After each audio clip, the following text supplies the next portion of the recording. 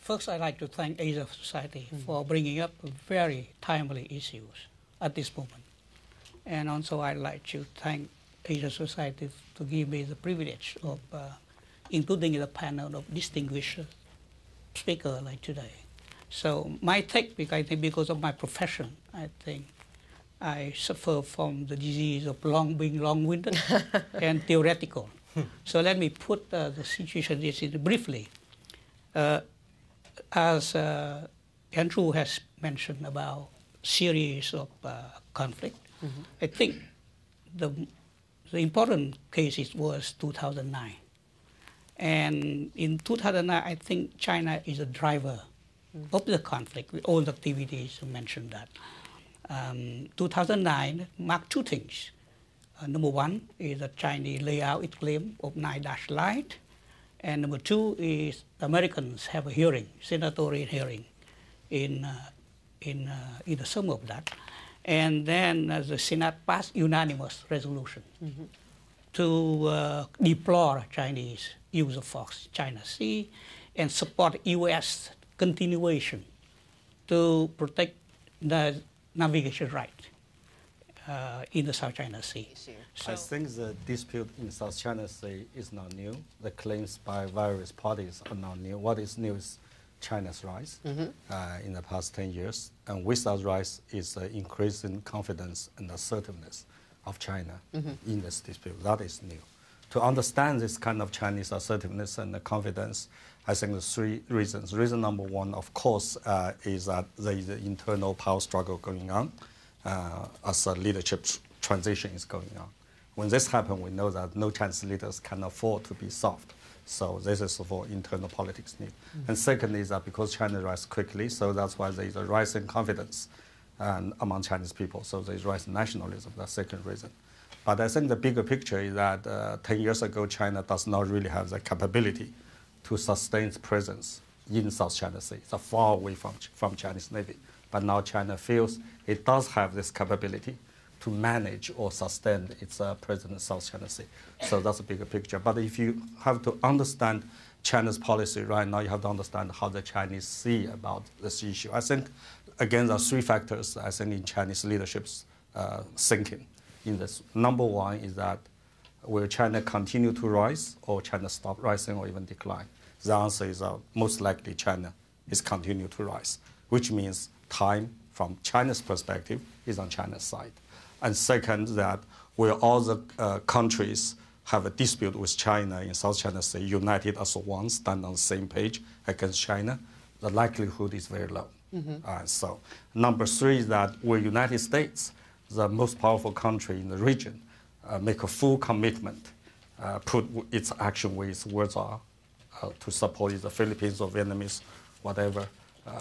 And then the Chinese leaders think that is also questionable because Americans always have this strategic ambiguity. So if you consider the three, China is rising, the countries against China are divided, and the United States has a strategic ambiguity over there.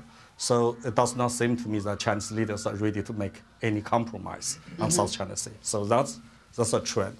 And then given that, what is China's policy towards South China Sea right now is that on the strategic level, Chinese are learning from Americans. They're trying to take a strategic ambiguity on the overall policy level. For example, the 9-dash lines, they never say which part is China. They won't only say the island and the surrounding waters, and all is mine. That's kind of 80% of South China Sea. But on the specific policy level, it's only two lines. Number one, China will adopt a multilateral approach to promote the so-called joint development or to promote economy. But when there is a tension, then China will take a bilateral approach to prevent internationalization or something like that. So that is China's policy now. And the danger are two. Number one is a Russian nationalism. And number two, as in every other country, Chinese leadership is not united, are divided. Yes. So if we have divided leaders, then always political leaders want to take a ride of nationalism. That makes the church really dangerous. And we know that, like you said, this is a very troubled year. And in both United States and China, there is a leadership transition. And that makes the situation even more kind of complicated. Well, it's about all of the above. And the short-term resources can be a proximate flashpoint, can be a cause of conflict. Sure. And so that's why China is going crazy when they see Vietnam letting out surveys that they can be done jointly with India, for instance, or the Philippines trying to develop one of the oil or gas fields.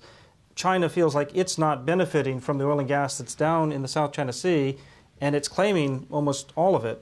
So because there's no mechanism for resolving those disputes, anybody who wants to move ahead, and that's a lot of oil companies, a lot of state-owned enterprises, a lot of other interests wanting to move ahead with exploiting those resources, those are all potential immediate flashpoints for at least skirmishes, tensions, and they fall into this larger strategic competition which has to be settled by China and the United States and its allies in the longer term, but not necessarily immediately and can't be resolved immediately because it's one of these unfolding long-term issues. So this is why the resource issue matters, and we don't even know the reserves down there. They can't because even the oil and gas companies can't even get in to do the exploration. But as a very senior official in the region told me recently, there is only one way those resources are going to be tapped, and that's done jointly in cooperation. And that's unfortunately a lot easier to say than it is to realize. What mechanism would allow that cooperation? Well, one thing that the Philippines proposed last year was a zone where they at least agree to do joint development in the areas not in dispute. And unfortunately, there's so much area in dispute that sort of deals with the minor part of it and puts the big part aside. I'm afraid that as we see with the Scarborough Shoal incident going on in such a protracted form, there are no domestic incentives in the Philippines, in China, in Vietnam to make and cut deals right now. And China is indeed playing a longer game on these issues, so that they can wait longer.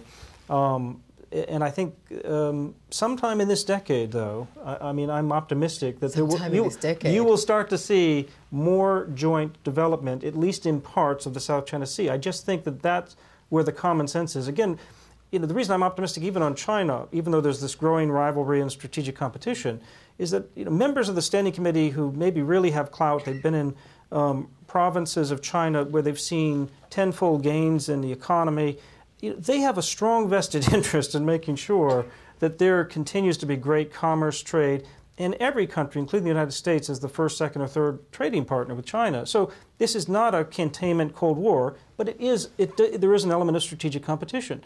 And somehow these rules of the road are going to have to be worked out, and they're going to have to avoid making bad mistakes. And I think officials can do that.